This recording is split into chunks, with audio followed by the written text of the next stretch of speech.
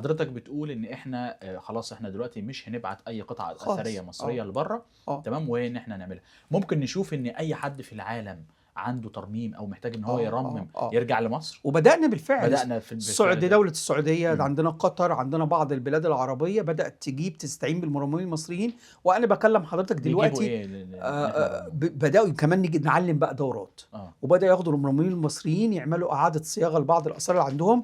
وفي دلوقتي حالة إقبال، زي ما في حالة إقبال من الدول الأجنبية على الأطباء المصريين. دلوقتي يمكن في احنا دلوقتي بدأنا نعاني من قلة المرممين الشاطرين، لأن بقى ياخدوا منهم ناس كتير جدا كخبراء عندهم، لأن زي بيقولوا ايه، كتر تعاملهم مع الآثار خلتهم عندهم نوع من خلاص بقوا ناس يعني محترفين خبراء. وبالتالي المعمل الترميم ده بقى فيه ناس متخصصين جدا. تخيل حضرتك، بيقول لك لما يجيبوا 100,000 قطعة، لأن معظم آثار المتحف المصري كانت موجودة في المخازن والمتاحف، عشان تنقلها من أماكن مختلفة لازم تتعامل معاها كويس جدا، ولازم تنقلها كويس جدا وتقيمها، لأن كل ده تم على يد المرممين. وبالتالي بقى عندك فريق ترميمي على أعلى مستوى من مرممي العالم. وبالتالي ماسك الترميم بتاعك اولا هيغنيك ان انت تودي اي حاجه بره، لان بقت في كمان، كان زمان يقول لك انا مرمم، لكن دلوقتي لا في معامل متخصصه في العظام، كمان في الرفات البشريه، في المعادن، في الاحجار، وتخصصات نادره. وكمان بقى فيها اجهزه انت مش محتاج تودي مثلا جزء من موميا عشان تعرف، لا بقى عندك الامكانيات والاكس راي، كل الاجهزه العلميه 100% عشان تقدر تتعامل مع كل الادوات وكل الماتيريال اللي ممكن تجدها في داخل 100%. وبالتالي بقت ميزه مش موجود. كنا الاول بنعاني، كان عندنا مركز البحوث وكنا بنودي له بعض العينات، لكن لان الاثار الناس معتقده ان هي يا جماعه بتطلع حجاره وده، لا يا جماعه، احنا ممكن نلاقي بذور. طب انا عايز اعرف البذور دي ايه ممكن نلاقي عظام بشري. اضحك حضرتك، في اسوان من فتره لقينا مقبره في قبه الهوا، معظم اللي ميتين فيها اولاد سن صغير، اطفال وستات صغيرين. فكان السؤال ايه الحكايه، ومقبره جماعيه، يعني معناه ان في وباء حصل. وبعدين لما لقينا الحوض بتاعت السيدات دول، لقينا في مشكله، الحوض يعني في مشكله قوي. فبدانا ندرس الستات ليه ماتوا والاطفال ليه ماتوا في سن صغير. هل كان في فيروس في الميه؟ هل كان في مشكله مرض زي مثلا عندنا دلوقتي كورونا والحاجات دي كلها؟ وبالتالي دي بتدينا نقطه مهمه جدا، لان دراسه علم العظام وان انت تعرف الناس دي ايه اللي حصل لهم مهم. ليه؟ لان مصر من 2017 انت عارف حضرتك يا استاذ سلام في هجمه على المصريين، وكل يدعي انه بني هذه الحضاره. الاوروبيين يقول لك لا، ده احنا والله احنا اللي بنينا هذه الحضاره، والافروسنتريك بنى الحضاره، واليهود بنى الحضاره. ايه يا جماعه انتوا يعني؟ لان زي ما قال كده يعني سيجموند فرويد، الاثار المصريه دي سيجموند فرويد ده راجل علم نفسه، وكان هو صهيوني. قال ان عقده اليهود الازليه هي الحضاره المصريه. اقول لحضرتك تاني، سيجموند فرويد ودي شخصيه عالم نفس شهير جدا، وهو منهم، ده ابو الصهاينه يعني راجل صهيوني كبير. قال كده ان عقده اليهود الازليه هي الحضاره المصريه. فهم دايما عايزين يجد لهم دور في المشهد. الفيلم ده عايزين يجدوا فيه لهم دور. الحته دي حلوه ما فهم في الاول يقول لك ايه، احنا بنينا الاهرام. لدرجه انت فاكر لما جه هنا منيحم بيجن في اثناء معاهده السلام مع السادات، كانوا قاعدين في احد الفنادق، فقال له انت ارهق، يعني قال له لقد ارهقتني يا سيد الرئيس، بيقول السادات، فكما ارهق اجدادنا في بناء الاهرامات. يعني انت ارهقتني. فالسادات انت عارف كان مزاجه رايق، ومسك البايب بتاعه ودخن كده ونفخ وابتسم، يعني مش هرد عليك.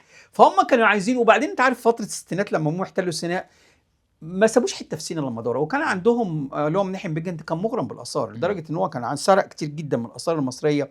وكان عندنا معبد السرابيط الخادم كان بيجيب 3 هليكوبتر وياخد قطع، وملا متحف القدس عندهم من الاثار المصريه. فهم كانوا عايزين يجدوا اي حته، وفضلوا يشتغلوا في الشرقيه كتير جدا عن طريق بعثات عشان يجدوا اي دور. ما لقوش اي دور. قال لك طب نعمل ايه؟ طب نقول القوم عاد اللي بنوا الحضاره. يا جماعه عاد ايه بس يعني طول، ويقول لك عشان طوال. يا جماعه ملوش علاقه والله ابدا. ده انت ما تشوف احنا والفضائيين اللي وبعدين بقى ما هم لما لقوش اجسام طويله، لقوا ان المومياوات، اصل احنا تاريخنا كله مكتوب ومدون، لقوا المومياوات عاديه. يعني جدا لنا الملك رمسيس الثاني اللي بيعتبروه هو بيسموه بفرعون الخروج، ودي كلام فاضي، 172 سم.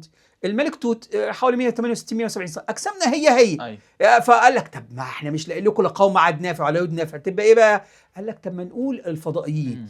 طب يعني الفضائيين يا جماعه عندنا اهرامات ويعملوا عندنا معابد، اشمعنى يعني اشمعنى عندك؟ وبعدين الفضائي ليه ما كتبش؟ يعني ما كان يكتب بقى لغته. وبعدين الفضائي ما نقلش للتجربه دي لما لقوش لا فضائي نافع ولا عاد نافع ولا يود نافع. ويمكن ايلون ماسك اخر واحد ركب في التويتات وبدا يكتب، قال لك نجيب لهم ناس بقى من بني جلدتهم، ناس اتظلموا زينا. فكره الافروسنتريك اللي هم السود، اللي هم الجيل الثالث والرابع اللي ما اتولدش في افريقيا اصلا، اللي هم العبيد اللي هم هاجروا، ودي الجيل الثالث والرابع. قال لهم ما تيجوا نعمل معاكم ديل بقى، انتوا تروحوا للناس تقول لهم احنا اللي صنعنا الحضاره، وبعد ما صنعناها رحنا غرب افريقيا.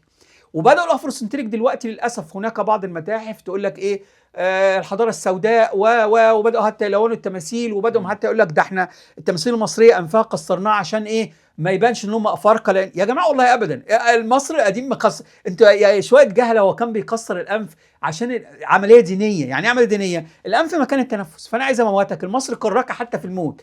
انا لما احب اموت واحد اموت، لانه كان بيعتقد التمثال هدي في الروح. فلما يمنع التنفس هيبقى كانه ايه؟ حاجه رمزيه. فهي لها علاقه بمصر القديمه، مالهاش علاقه بفكرهم ابدا.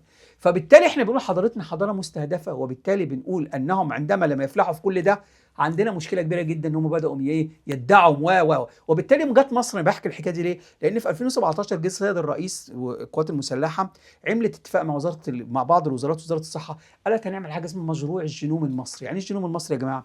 قالوا احنا عندنا داتا كبير جدا من عصور ما قبل التاريخ حتى الان، سواء هياكل بشريه او مومياوات. احنا نبدا نشوف التطور الجيني المصري والدي ان ايه بتاع المصريين. ايه اللي حصل؟ ايه اللي حصل في اجسامنا؟ هل مثلا من 3000 سنه احنا ما زال الاجسام هي؟ هل العظم هو؟ هل الامراض هي؟ هل في امراض اختفت؟ وبالتالي اللي احنا لقيناه في اسوان ده، الناس بتفتكر ان احنا المومياوات دي، لا، الموميا مش كان زمان نشوف ايه الحاجات اللي لا، ده احنا بندرس العظم بتاعها. الناس دي ماتت ليه؟ وكانوا بياكلوا ايه؟ وايه سبب الوفاه؟ وهل كان عندهم امراض؟ وبالتالي كل جزء احنا بنجده. كمان الحبوب، هل كان في نوعيات من الحبوب وحصل فيها تطور او يعني معروف ان مثلا يقال كده، ودي فكره نفسي ندرسها، ان احد الناس لقى في اسيوط لقى قمح في مقبره قديمه، وخدها كراجل امريكاني بدا يعمل بيها خميره ويبدا يشتغل على القمح بتاعها، وقالوا ان دلوقتي محقق القمح المصري نسبه انتاجه من القمح الحالي حوالي 20 مره.